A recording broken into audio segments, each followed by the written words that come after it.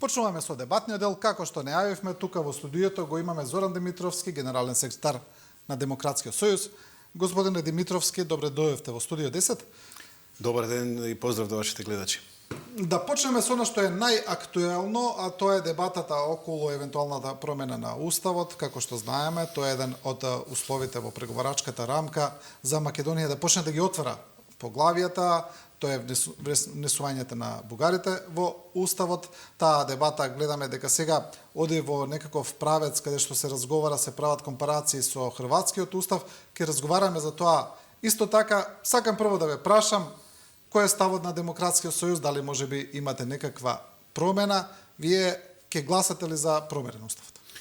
Па ние нашиот став го кажавме уште за време на францускиот предлог и тогаш остро се спротивставивме, се разбира, на решението што го прифати нашата влада. Принципиелен е тој став, не станува збор за внесување на бугарите во Уставот како проблем, туку за целиот контекст на францускиот предлог, прифаќањето на идентитетски прашања во преговорите со Европската Унија, кои стана дел, за жал, од преговарачката рамка, и ние уште од самиот почеток бевме да изградиме заеднички консензус по овие прашања. Господинот Трајанов, нашиот пратеник и председател на партијата во парламентот, понуди еден текст на усогласен, да може да биде усогласен помеѓу сите политички партии, да застанат за заеднички заклучоци кои што ќе ја обврзат владата да настапува меѓународните односи на тој начин што ќе се обиде и да ја промени преговарачката рамка и да се застапува овие идентитетски прашања да бидат комплетно исклучени од преговорите со Европската Унија. Ние сме прва земја од земјите што пристапуваат кон Европската Унија која има преговарачка рамка која што буквално ги задира идентитетските одредници на македонскиот народ. И од тоа не можевме едноставно да го прифатиме. Од тие причини застанавме, рековме дека и не можеме да прифатиме уставни промени и дека евентуално би ги прифатиле доколку видиме од другата страна, од страна на Софија, дека подава рака за правата на македонците во Бугарија. Доколку имаме од таа страна подадена рака и доколку имаме прифаќање на македонскиот идентитет, значи на историскиот континуитет на македонскиот идентитет, во тој случај сме подготвени да пристапиме кон промена на Уставот. Во ситуација кога гледаме по 16 пресуди од Страсбур не се прифаќаат, не се применуваат во Бугарија, ние едноставно не сме во состојба да гласаме за ова прашање. За време на посетата на Скопје, еврокомисарот Борел беше прилично јасен во однос на преговарачката рамка. Тој рече, парафразирам, нешто како никој не треба да има илузии дека може да дојде до репреговарање или до нова преговарачка рамка во однос на ова што постои, дека тоа е невозможно, дека таа е таа. И втора работа за ова што го барате од страна на Бугарија, исто тоа не знам колку е реално тоа во пракса, бидејќи работата е прагматична, некои ќе кажат неправедна, но тоа е тоа, Бугарија ги поставува условите, таа е преговарачката рамка и тоа е. Значи тука не знам дали е можно да се излезе од тој оквир, тоа ми е прашањето. Па еве вака, прво околу изјавата на Борел. Борел е, се разбира, представник на Европската Унија, тој е фактички поставен во договор на земјите членки на Европската Унија. Тој не ги представува земјите членки, тој е едноставно представник на Европската Унија. Значи не говори во име на Брисел не говори во име на Берлин и Париз, туку говори во име на Брисел, на една европска бирократија која се разбира и сака да го турка процесот кон овие земји кандидати кон Европската Унија и многу искрено да ви кажам не се грижи за тоа што ќе се договорат страните. Битно е тој процес да оди напред. Јас не му забележувам, се разбира, на господинот Борел, тој има право да настапува во име на Европската Унија, меѓутоа прво не е точно дека не се можни било какви промени во односите меѓу двете земји. Ние во изминативе 30 на години Македонија имаше неколку состојби. Прво да подсетиме на Лисабонската декларација во однос на името со Република Грција. Европската унија зазема сериозен и цврст став, потоа таа се промени. Во односите со Република Грција и со Република Бугарија имавме неколку пати договори. Ако се сеќавате, имавте во односите со Грција, на пример, имавте времената спогодба од 95-та година. После таа времена спогодба имаше нови преговори и договори под капата на Обединети нации за на крај да дојдеме до Преспанскиот договор. Значи имаше неколку пати со Бугарија исто така. Со Бугарија имаше прво декларацијата, односно изјавата која подпиша премиерите Костов и Георгиевски. Па го имавте договорот од 2018 година, од 17 година и на крајот имате нов договор, односно преговарачка рамка која што вклучува и така наречени протоколи, вклучува и во однос на она што беше договорено во меѓусебниот договор меѓу Бугарија и Македонија со за историската комисија и така натаму. Значи вие имате еден континуитет, една динамика на постојани преговори. Тоа не значи дека нешто е еднаш за секогаш дадено.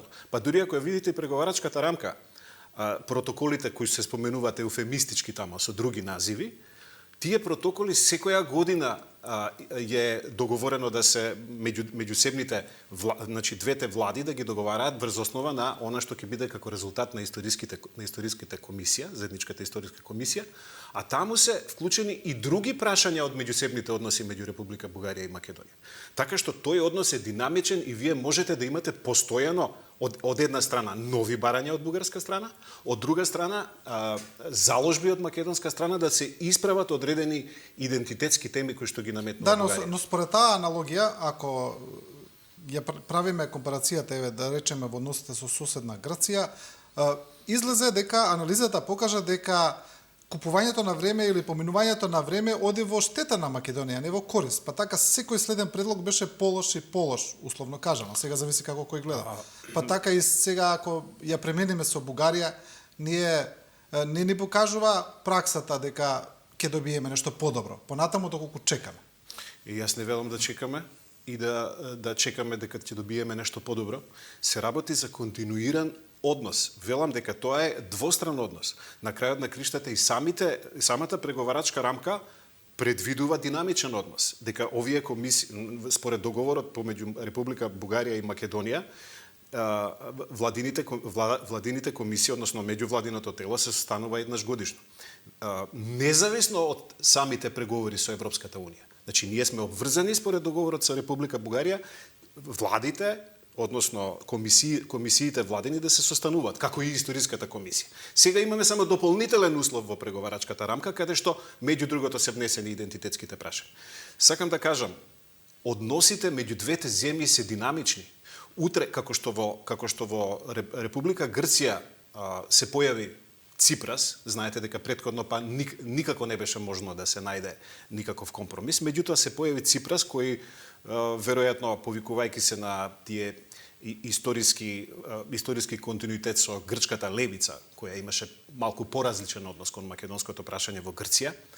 Во Бугарија, за жал, се уште се нема појавено таков лик во однос на кој што ќе има различен однос кон македонскиот идентитет, меѓутоа тоа не значи и дека во меѓувреме нема да имаме констелација на односи во која што тоа нема да се појави.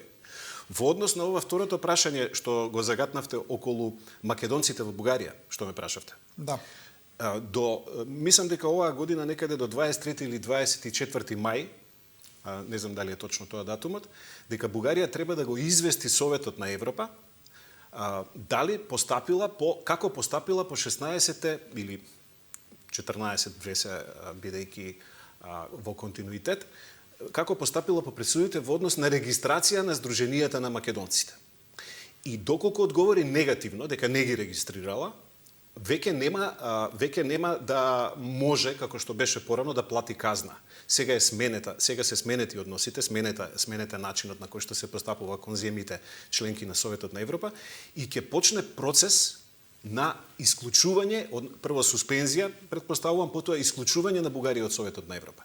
Не сум уверен дека Бугарија ќе си дозволи, бидејќи сепак е земја членка на Европската Унија, не е Белорусија која што може да си дозволи да биде исклучена и Русија која што самата се откажа, дека бугарската држава ќе си дозволи таков срам да биде исклучена од Советот на Европа затоа што не регистрира здруженија на македонците. Од тие причини постојат многу сериозни шанси во идниот период било која влада во Бугарија да регистрира македонски здруженија. Не велам дека е тоа ќе се случи со некаква еуфорија во Софија и дека ние сега ќе почнеме братски да живееме веднаш од утре, но процесот е неповратен и оди натаму. И мислам дека тоа е иднината и од тие причини сметам дека на крајот на криштата што е причината? Проблемот е што ние се уште немаме влада која што има легитимитет, која што има сериозен легитимитет да ги решава овие прашања. Ние видовме каков е односот на граѓаните на Македонија. Според анкетите, 85% од граѓаните се против внесување на бугарите да достават. Македонци. И 65% од сите граѓани, што значи дека е добар дел албанци.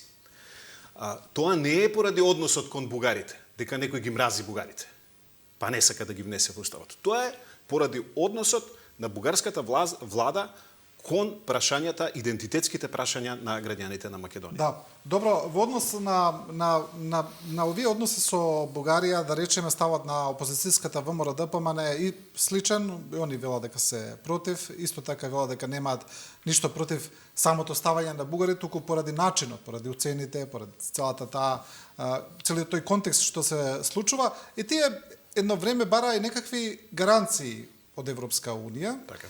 Интересна изјавата вчера на словеничкиот премиер Голоб, не знам дали ја видовте, со премиерот Ковачевски, кој рече Словенија ќе инсистира, освен ставањето на бугарите во уставот, да нема ниту едно друго барање, ниту една друга пречка за македонскиот европски пат од страна на Бугарија.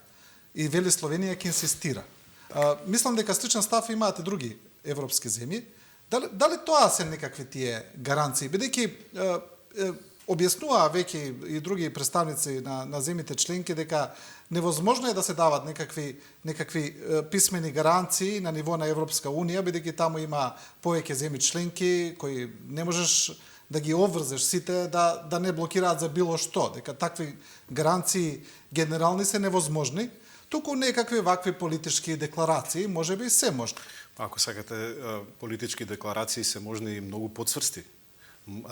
Ако Бугарија стави декларација, односно едностранна изјава на преговарачката рамка во која што го негира македонскиот јазик, кажува дека македонскиот јазик е дијалект на бугарскиот и така натаму, дека е ново основан јазик од 45-та година наваму, на истиот начин сите земји членки на Европската Унија, бидејќи тие немаат проблем со македонскиот идентитет. Така барем се изјаснуваат. Да.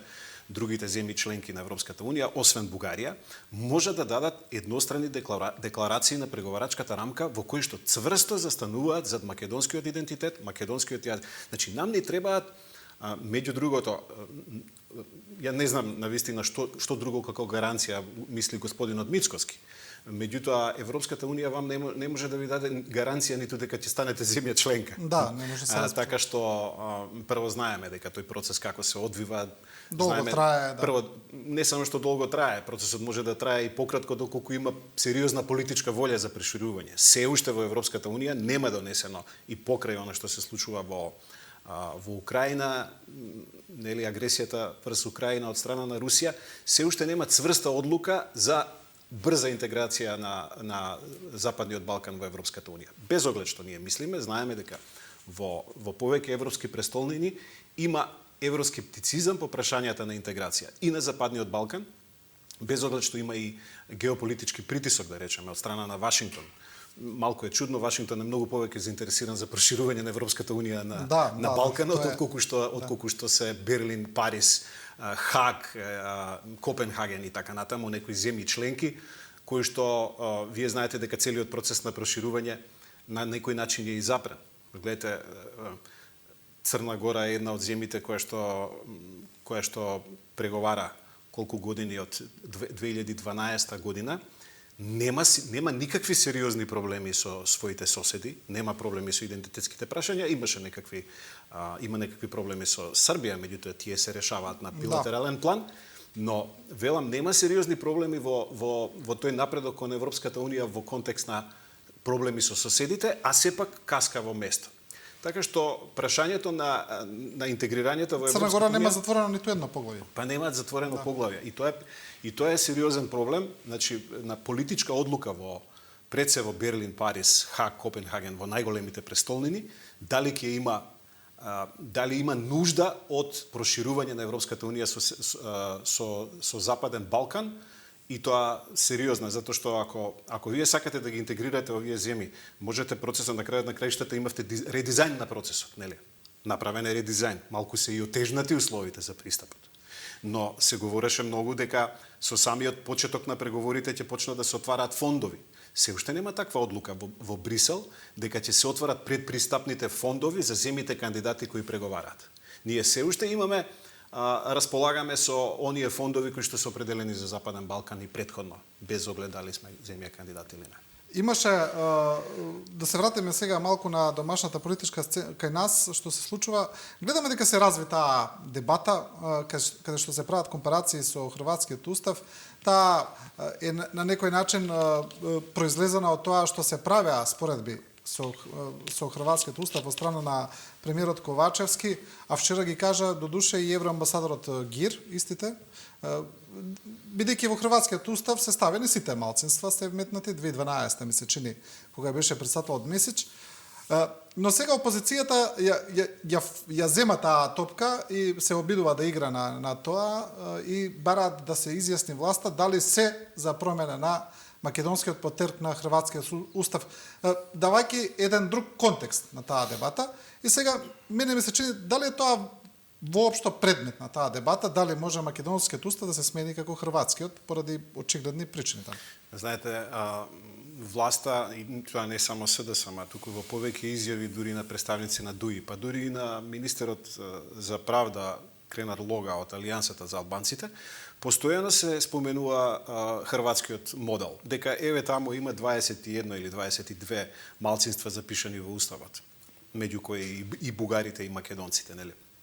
Но кога вие давате одреден модел, тогаш треба да бидете свесни и за консеквенциите од представувањето на таков модел. И навистина хрватската држава е држава на хрватскиот народ и другите малцинства. Хрватска од 74 година имаше устав во кој што, да речеме, српскиот народ беше конститутивен дел од хрватската држава и беше споменат како српски народ, хрватски народ, српски народ и некои други, нели, други етнички групи и малцинства, но во најновиот хрватски устав е строго направена таа дистинкција дека станува збор за хрватски народ како конститутивен и малцинствата како рамноправни граѓани. И кога вие нудите таков модел, треба да имате навистина предвид дека кои се консеквенците. Не можеме да ја пресликаме истата состојба и во Македонија.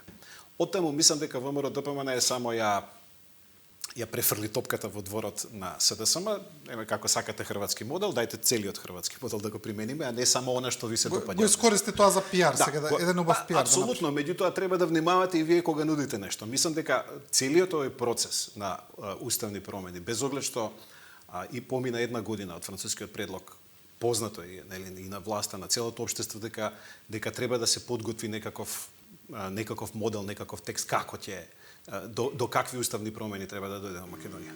Но видовме дека до сега владата не направи буквално никаков потек. Допрва дури ќе има комисија која што ќе прави текст, прочитавме некакви имиња на професори и така натаму што ќе го создаваат текстот, и дека тоа, споменувајќи го хрватскиот модел, можете да доведете во заблуда јавноста за што станува збор, а имајќи ја предвид нашата преамбула, во која што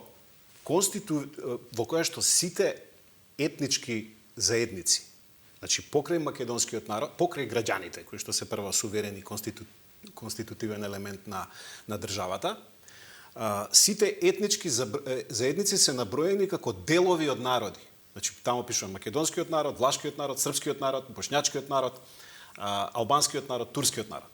Сите 6 се наведени како народи и другите како конституенти на државата. И сега веднаш албанците реагираат, односно прво видовме реакција на Алијанса на албанците, иако нивниот министер Кренар Лога говореше за хрватскиот модел. Значи, прочитајте го малку моделот, видете зашто се залагате на крај да не ви се врати тоа како бумеранг. Значи, кај нас нормално неприменлив е хрватскиот модел од самата причина што албанците нема да се согласат на тоа. Но од делови на народ треба да станат малцинства. Апсолутно. Практично. Од конститутивни и не само албанците. И сега погледајте, другите, имате да. алтернатива, дури предложи, мислам дека е тоа дрско и безобразен предлог. Дајте тогаш да размислиме и за варијанта македонците и албанците да бидат македонски и албански народ конституенти, а другите да бидат наброени како малцинства. И тоа не е фер. Значи, сепак дајте нашата позиција. Позицијата на народот кој јас го представувам да биде конститутивен елемент, а за другиве да си останат тие малцинства и да бидат второстепени и така натаму. Значи, ако ние сме усвоиле модел кој што е компромисен, кој што да речеме, ги изедначува сите во конститутивноста, тоа е направено по рамковниот договор, меѓутоа направено е Македонија да биде мултиетничко општество. Со тоа се разбира и мнозинскиот народ, кој што бил порано главниот конституент на државата, не е задоволен, меѓутоа тоа е ситуација која што сме ја прифатиле. И сега вие не можете да правите различни акробации во таа смисла. Во контекст на бугарите како дел од уставот, исто така е многу значено да се каже, кога тие би станале дел од уставот, би биле конститутивен елемент на Македонија. Значи, затоа што сите други народи се конститутивни, заедно со граѓаните. И во тој контекст има еден проблем, има повеќе проблеми, меѓутоа еден од најсериозните проблеми, ако знаете во преамбулата се споменува АСНОМ, прогласот на АСНОМ, затоа што беше избришано на другите документи, бидејќи во нив наводно имало територијални претензии, во Егејска Македонија, Пиринска Македонија, но во прогласот на АСНОМ е запишан фактички борбата против бугарскиот фашистички окупатор и запишани се бандите на Ванчо Михајлов. И сега ние треба бугарите да станат како дел од народ во нашиот устав, конституенти, а тие регистрираат здруженија кои што носат имиња на цар Борис, на Ванчо Михајлов. Фактички ние треба да ставиме во нашата преамбула представници токму на бандите на Ванчо Михајлов и на бугарскиот фашистички окупатор, односно на цар Борис. Но тоа е малку, и тоа е сериозен проблем. Но тоа е малку преекстензивно толкување, бидејќи не се сите бугари, да речеме, представници на... Ама не се, ако сакаат да не се, тогаш нема да регистрираат здруженија кои носат такви имиња. Вие на крајот на криштата, ние постапивме како држава, рековме дека нема да ги регистрираме, или после се. Иако прво ги регистриравме, па сега ја забранивме регистрацијата со новиот закон. Меѓутоа, вие гледате од Софија, имате од господинот Радев, подпредседателката Јотова, председателот Радев, па дури и Бојко Борисов имаше изјава дека Македонија прави фактички на некој начин ги нарушува правата на граѓаните, зашто не им дозволува да се ги нарекуваат здруженијата онака како што ги регистрирале. Значи, тоа е, бугарската држава треба да се определи дали е на страната на фашизмот или на антифашизмот. Ако е на антифашистичката страна, и ако е на страната, меѓу другото, бидејќи за Ванчо Михајлов, не е само прашањето дали е бил соработник или не бил на фашистите, туку на негирање на мнозинскиот македонски народ. Добро. Ако вие сакате да бидете призната етничка заедница со сите права, тогаш не можете да го имате и правото на негирање на мнозинскиот народ. Значи, такво нешто не постои никаде во светот. Вие треба да сте лојални граѓани. Ниту еден србин, влав, бошњак не го негира македонскиот народ или историскиот континуитет на македонскиот идентитет. Во однос на клубовите, спомнавте и самиот, ми се чини дека тука самите малце направивме каша попар околу таа стратегија со прво и вие кажавте им дозволивме да се регистрираат, па потоа носевме закон со ретроактивно дејство, па сега тоа се користи од соседна Бугарија како дополнителен аргумент дека бугарите се дискриминираат во земјава, како сами да влеговме во таа замка, можевме прилично елегантно уште на самиот почеток да ја одбиеме целата таа работа. Апсолутно, меѓутоа, знаете што, ние можеме да се вадиме на тоа дека имало дупки во законите. но вие имате обврска, нели, како држава, меѓу другото и да го толкувате и поширокиот контекст. И треба да имате администрација која што не може да си дозволи таков тип на акробации. Замислите утре сега еве да формираат Хрватите Сдружение Анте Павелич, така. Или да формираат, не знам, Србите, значи Дража Михајловиќ Сдружение. Значи дали е тоа нормално? И во тој случај веднаш ќе реагираат одредени други заедници кои што ќе се почувствуваат повредени. Кај нас овде 2 години биле регистрирани таков тип на здруженија со такви имиња и никој не реагира. Тоа значи дека власта не си ја вршела задачата на најпрофесионален начин. Тоа е едно, меѓутоа многу поважен проблем е односот на официјална Софија и односот на некои европски престолнини. Вие морате да имате резолутни, сериозни декларации дека не можете да толерирате фашизам во 21. век. Знаете, цар Борис, може би Ванчо Михајлов малку поразлично, затоа што не бил толку познат на европската сцена. Ние го знаеме овде на Балканот, така. Но цар Борис бил соработник на Хитлер и сега, значи, не само што го подпишал тројниот пакт, дека имал работни логори, го усвоил целото законодавство на антиеврејското законодавство во Бугарија. Имал работни логори. Точно е, ги спасил собствените евреи, меѓутоа ја знаеме приказната понатаму, нели, како делувал. Ги депортирале евреите од Македонија од Тракија. И сега тоа се историски факти на кои што вие не можете да направите ревизија. Може бугарската политика или бугарската влада колку сака да го обелува ликот на цар Борис во внатрешните политички односи. Не знам од кои причини. Меѓутоа, дисконтинуитет со фашизмот треба да се направи, вклучително и со новите форми на фашизам, на негирање на одредени идентитети национални малцинства. Да, ова често од Европската унија го представуваат како однос на земја членка и на земја кандидат, па се правдаат со тоа дека нели Бугарија е внатре, вие сте надвор и така натаму, но како што вие велите, ова ми се чини повеќе внатрешен проблем за Европската унија во однос на Ама апсолутно е проблем. Повампирувањето на фашизмот. Мене ми е драго што меѓународните организации на евреите го крена ова прашање сега кога беше денот, нели, на депортација на жртвите, на Холокауст. И воопшто прашањата за Холокаустот кога се поставуваат. Драго ми е што евреите од целиот свет го поставуваат ова прашање. Вие знаете, Бугарија се фалеше со тоа дека ги спасила собствените евреи и не само што се фалеше, туку имаше и одредено признание во музеот Јад Вашем, изградија споменик на благодарност за Бугарија. Меѓутоа за неколку месеци тој споменик беше тргнат. Толку по реакција на евреите од Соединетите Американски држави и од целиот свет, кажа, затоа што она што се случи во Македонија, во Одринска Тракија, Егејска Македонија и така натаму, каде што беа депортирани, беше под директна фактички под директна асистенција на царска Бугарија во тоа време, на фашистичката влада на Бугарија. Така што сметам дека таа битка е и меѓународна. Меѓутоа, земјите членки на Европската унија, според мене, треба да се многу порезолутни по ова прашање.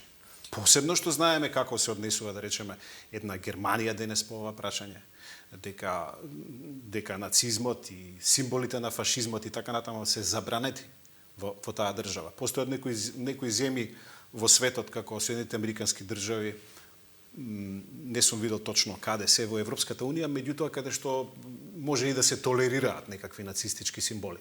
Но на европско тло, кое што доживеа такви трагедии, такви трауми со десетици милиони жртви, да денес кокетирате вие со темите од фашизмот е навистина ретроградно историски. Ајде уште ова за Бугарија, само повтор имаше таму 5 избори во рок 2 години, предвременни избори, видовме ГЕРБ и промените продолжуваат да освоја најмногу, таму сега повторно некакви се прават калкулации, дали е можно да се состави влада.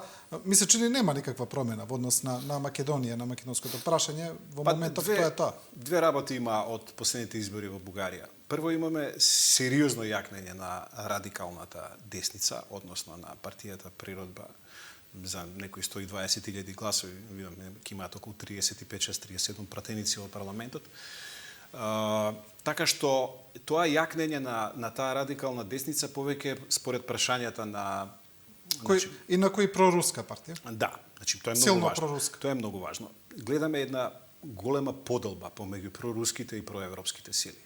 Јас би бил среќен доколку овој дел на проевропските сили, да речеме, каде што продолжуваме промената, и партијата ГЕРБ на Борисов, против која иако има многу обвинувања за корупција и организиран криминал во минатото, сепак е на евроатланската матрица во Бугарија, доколку биде можно да се создаде евентуално таква широка влада, иако велат во Софија, познавачите на приликите во Софија велат дека многу тешко ќе се состават тие две структури, но тоа е единствената можност за Бугарија на некој начин да тргне напред, пред се и по прашањата во контекст на руско-украинскиот конфликт и конфликтот Запад што го има со Русија по повод агресијата во Украина.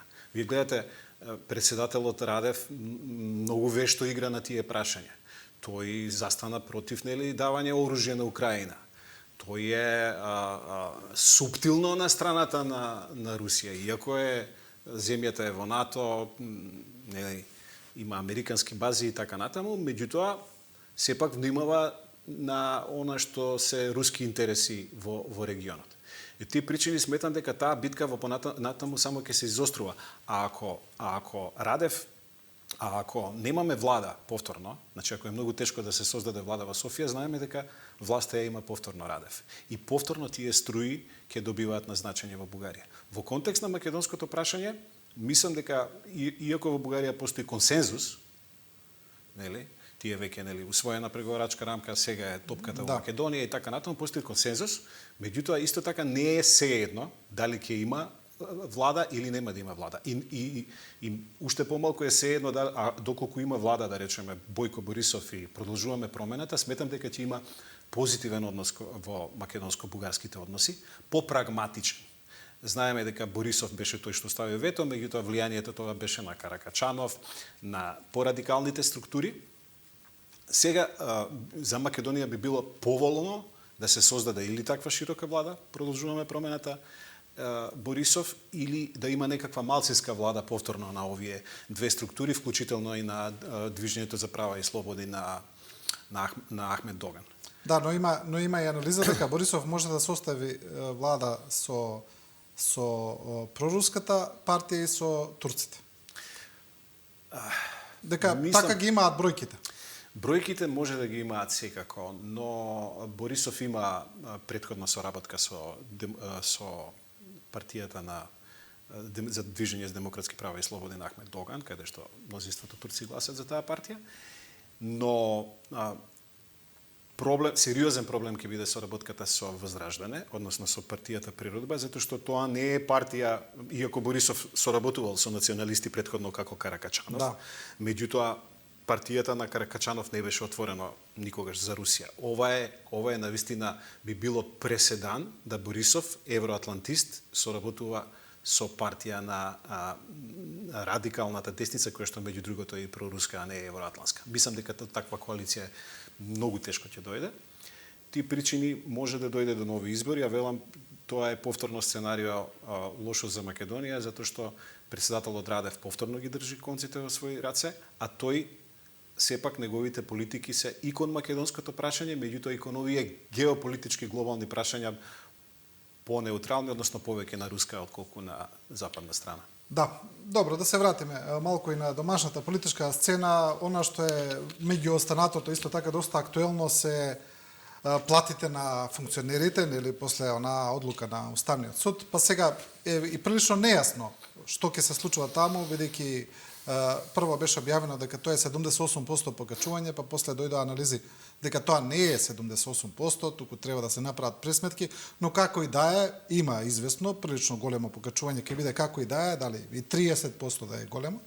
Од владата сега вагаат како ќе постапат, дали ќе го намалат бодот, дали ќе ги замрзнат платите без разлика на одлуката на Уставниот суд, но ми се чини сепак одлуката доаѓа во прилично чуден тајминг, среде економска криза, среде побарувања за штрајкови, за плати и така натаму, и предизвика една огромна бура во јавноста.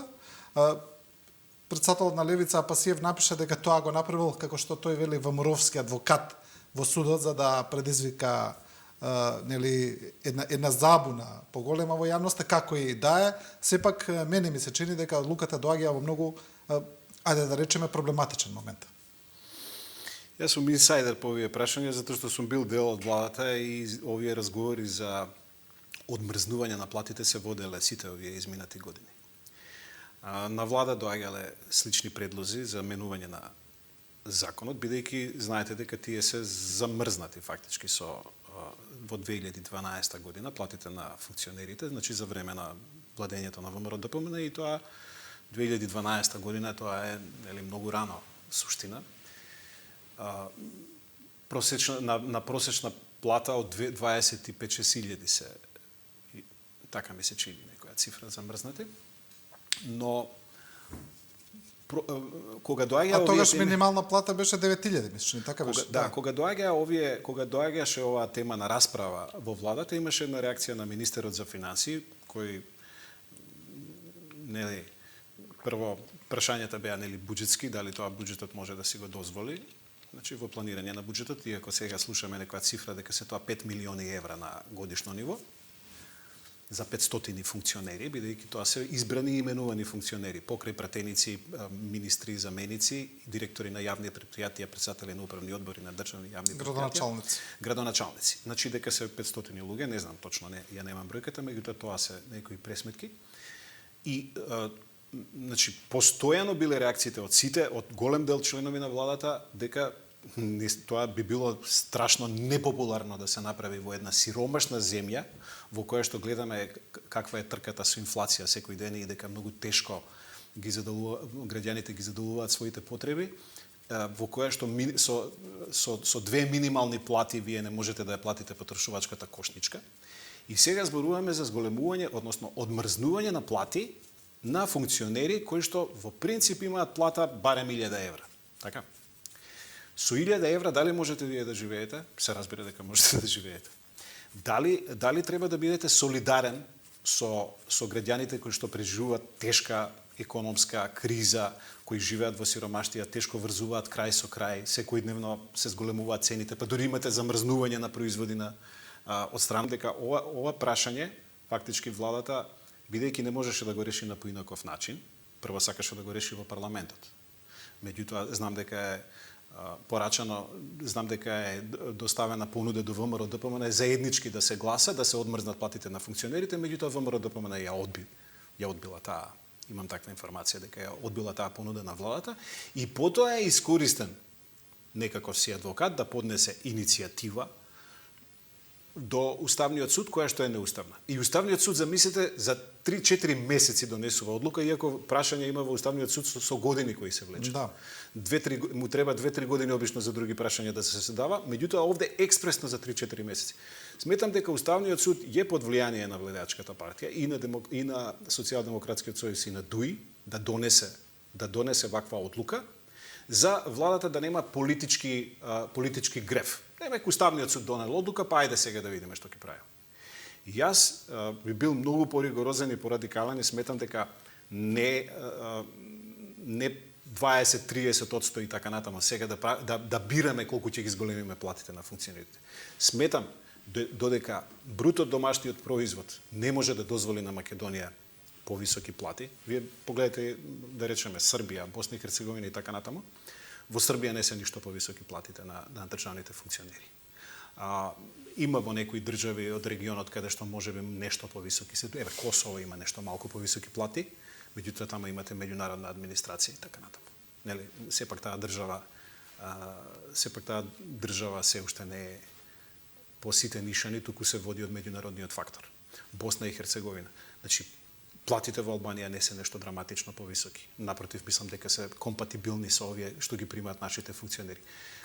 Ние мораме да сватиме дека ако сакаме да бидеме во политиката, треба да ја сносиме фактички, да бидеме политички функционери, треба да ја сносиме судбината заедно со нашето стопанство, нашата економија. Онолку колку што може тоа да плати, толка ви ќе би да платите на државните функционери, односно на политичките представници на власт. Добро, но тука во таа приказна има и друга страна. Значи, ова што вие сега го кажувате, тоа е, да речеме, она што народот сака да го слушне, да не кажеме популистичкиот аспект на приказната, Не е воопшто но има и популистички. друг дека сепак функционерите сте биле во влада, сте биле заменик министер, знаете како и министрите, сега без разлика на една перцепција која граѓаните ја имаат, министрот на вистина работи 24/7, мислам тој мора да е достапен цело време, Добро. на вистина. Тој е предмет на целата обсервација, критика Така од е. јавноста, тој е на удар на се, мора да биде посветен на работата, сака или не сака, и на крајот тој е подложен на корупција. Дали ние таа подложност на корупција можеме да ја решиме со 60.000 денари и сето ова жртвување што треба сепак да го мислам можеби на некого ќе му звучи смешно, но сепак е жртвување, одрекнување од приватен живот, од останатите работи кои ги работел, од професијата и така натаму за 60.000 денари. Знаете, Дали сепак никој не му ставил пиштол на чело на тој политички представник, министер или што е да биде министер. да, Тој но може треба да ги секогаш- мотивираме да Тој работат. може секогаш да избере, да оди во приватниот сектор и да работи за 5.000, па дури и за високи менаџерски плати од 1.000.000 евра годишно ако го бива во некои компании, гледаме македонски, имаат огромни плати менаџерски. Значи ние треба да си ја пуштиме на чергата онолку колку што можеме, нели, нозете колку што ни е чергата. Од тие причини сметам дека последно што треба да се направи е да се зголемат платите на државните функционери, односно на именуваните и избраните лица, затоа што тие можат да поднесат најмногу товар кризата. Не сум демагог во смисла дека не треба да имаат пристојни плати. Се разбира дека треба да имаат пристојни плати. Иако се замрзнати, нели? Да, меѓутоа, повеќе од 10 години. тоа не можете да го правите во време на криза и посебно не пред избори, во предизборна година, и посебно не тоа да важи за вас. Тоа можете да го направите евентуално да важи за некоја идна влада во која што вие, затоа што не е честно да си ги зголемувате себе си платите. Можете да го донесете одлука, заедничка, дури парламентот може да изгласа заедничка одлука дека платите ќе им бидат зголемени на функционерите во идната власт. Па не знаеме кој ќе дојде. Така, можеби ќе биде истата влада, можеби ќе биде друга влада, меѓутоа ние за себе си не сакаме да си ја донесеме сега одлуката, затоа што тоа е малку е според мене нечесно. А најмногу е нечесно и спрема граѓаните кои што живеат во ваква криза. Да. Гледаме дека денеска има и камен темелник за коридорот 8, дел од големиот план за изградба на коридорите 8 и 10, вреден 1,3 милиарди долари. Многу контроверзии излезе околу ова. Вие бевте и дел од владата и кога целиот овој план се проектираше, се подготвуваше, сега некако доаѓа до реализација. Обвинителството дури и отвори истрага под допрен глас за надзорот на коридорите поради низа истражувачки истории кои излегуваат тамо за многу контроверзии и небулози во тие фирми кои ги изведуваат, но гледаме дека проектот се продолжува денеска камен темелник како ништо да не се случува. Прочитав вчера една најава на Веста дека денеска премиерот ќе ставува камен темелник на коридорот 8 и притоа имаше во Веста дека притоа нема да одговара на новинарски прашања. Малку ми беше чудно тоа, но претпоставувам дека таа приказна е така изменаџирана од PR аспект за да не се соочи и премиерот и министрите со оние незгодни прашања токму околу овие контроверзии. Да не се расипе настанот. Да не се расипе настанот, но настанот не настанот, туку целиот овој проект за жал фрлено е едно сериозно сомнение. Прво, лично сум противник на донесување одлуки, како што беше донесена одлука во парламентот, да биде тоа со закон, одлука да се даде на компаниите Бехтел и Енка да го прават овој коридор. Иако станува збор за сериозна компанија Бехтел, зборувам сега за американската компанија, но ние видовме во минатото тоа што се случи со кинескиот кредит за автопатите и дека тој беше исто така на ист начин донесен со закон, па слушавме во бомбите каков тип на договори имало разговори и какви провизии се исплаќале. Јас не сакам да се сомневам, да речеме, во американските компании, меѓутоа и она истото го кажа и представници од американската амбасада, дека секаде каде што има каде што има сомневање за било каков тип на корупција или одлевање на средства, дека тоа треба да се испита и да се согледа. Но видовме како во еден спореден тендер, затоа што не се решава нели се со законот, дека надзорот беше даден на тендер, видовте што се случи од страна на владата, како се изигра законот да го добие некоја си фирма регистрирана токму во тој период, која што добила лиценца за време на самиот тендер, која што се занимава со производство на долна облека и така натаму, нели? Сомнителни ликови во целата приказна за 20 и нешто милиони евра. Значи веќе тој тендер, веќе тој проект е контаминиран. Контаминиран е, коруптивно контаминиран.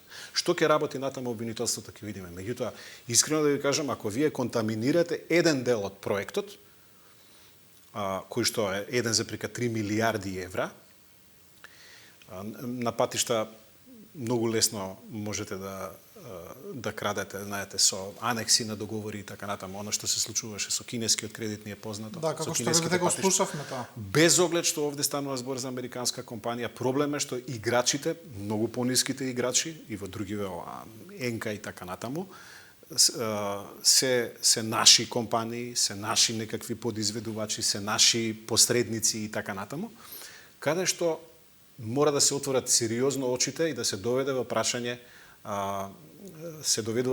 фактички сериозноста на проектот во контекст на неговата кредибилност и отпорност кон корупција. Мислам дека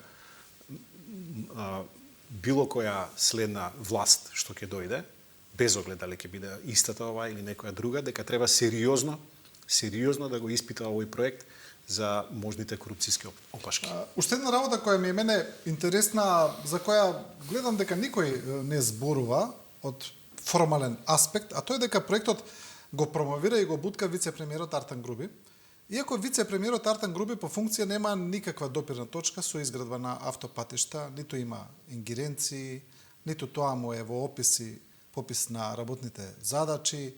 Значи тоа по некое правило треба да го прави министерот за транспорт и врски, нели, премиерот во ред, но вице-премиерот некако се наметна како промотор на овој проект. Па, вие ако се сеќавате дуи во изборната кампања, еден од проектите кои што го говореа е токму овој проект.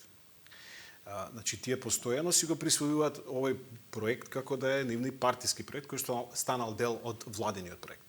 Тука, меѓу другото, има, се разбира, и банални причини, односно и очигледни причини, затоа што сепак станува за коридорот 8, кој што делот, или во западниот дел на Македонија, каде што, меѓу другото, во градовите кои што ги поврзува, живеат голем број албанци, и затоа тие го сметаат како една од своите, условно речено, заслуги. Меѓутоа, неговата улога на вице-премиер во владата, меѓу другото, е, нели, прв вице-премиер, има меѓу другото и ингеренции кои што, нели, му ги доделува владата и премиерот на ниво на заменик на премиерот. И од тие причини се разбира тој се обидува да наметне една собствена агенда која што е и партиска, но јас би додал и контрола на крупниот бизнис. Тоа е огромен бизнис. Вие видовте дуи после завршувањето на проектот со Бехтел Ленка, односно кога веќе стана известно дека почнува проектот, игра на мали голчиња фудбал. Со други зборови прославија дека го почнале тој проект. И јас се сомневам поради сите овие информации што се појавија дека таму има сериозни корупцијски опашки и дека тоа треба да се испита сериозно. Веројатно Артан Груби се подготвува за местото премиер пред изборите 100 дена албанец. Што мислите вие, он ќе биде премиерот? Па слушам разни муабети дека можеби Бујар Османи ќе биде. Меѓутоа што и да е, тоа е некаков договор помеѓу СДСМ и ДУИ. Сметам дека тој договор е направен само чисто заради некакви етнички интереси на албанците, да докажат дека премиер ќе биде 100 дена, некаква символика во тоа. Но ние се уште сме под оној закон за пржинска влада. Како тоа ќе функционира, не знам. Предпоставувам дека СДСМ ќе му го отстапи местото на албанскиот партнер, нели, да даде премиер тие 100 дена, но тука треба, нели, да учествува и опозицијата. Министер за внатрешни работи треба да има па министри заменици во другите труд и социјала и земјоделие. Не знам дали тој модел кој што се уште важи по закон ќе го почитува и дали ВМРО-ДПМН ќе се согласи да учествува во таков модел. Може и тоа да се случи. Па да добиеме состојба во која ќе имаме на клучните позиции во Република Македонија извесен период албанци и премиер на влада, ако ВМРО-ДПМН не прифати министер за внатрешни работи и тоа место да биде доделено, да речеме, на опозицијската БЕСА, па да биде албанец министер за внатрешни работи, во меѓувреме, ако не биде избран председател, да има Талат Џафери да биде председател на државата известен период, така што може да се случи ако се наместат картите еден период албанци да ја водат Македонија. Сепак ова се шегувам, нели, сепак е некаква символика, но во секој случај мислам дека тоа ништо нема да промени или да донесе нешто подобро за албанците во Македонија, освен една политичка пропаганда во која што еве сега ние ја командуваме со државата. Добро, по некоја логика тоа би требало да биде сега Артан Груби, не мора да биде Артан Груби, бидејќи сега вице-премиер, прв вице-премиер, нели? Доколку биде он, ми се чини дека тоа дополнително ќе разгневи таа огнена група и ќе предизвика дополнителни поделби во тој. Доколку обстане Али Ахмети цврсто зад поддршката на Артан Груби. Околу огнените, мислам дека Дуи направи сериозна грешка со последната реконструкција на владата. Меѓу другото и за тоа ние една од причините зашто ние напуштивме владата и токму и тоа прашање, направи сериозна грешка што ја внесе алијансата на албанците во влада на сметка на огнените. Тоа беше, нели, идејата беше да се спаси на некој начин, да се реши тој конфликт во Дуи, меѓутоа не само што не се реши, туку се продлабочи. И гледаме сега состојба, бидејќи огнените се сериозна структура која што го држи теренот. Не е тоа некоја маргинална политичка структура на еден или двајца кои што лесно ќе ги исфрлат од партијата, па ќе бидат отпадници. Тие го владеат и теренот и се покажува тоа во Чаир, во Сарај и така натаму. Знаеме Дуи каква тежина има од минатите локални избори, дека изгубија во Тетово од БЕСА, дека алијансата го држи Гостивар, дека имаат сериозни проблеми во Кичево, каде што сега исто така огнените имаат собствена сериозна структура.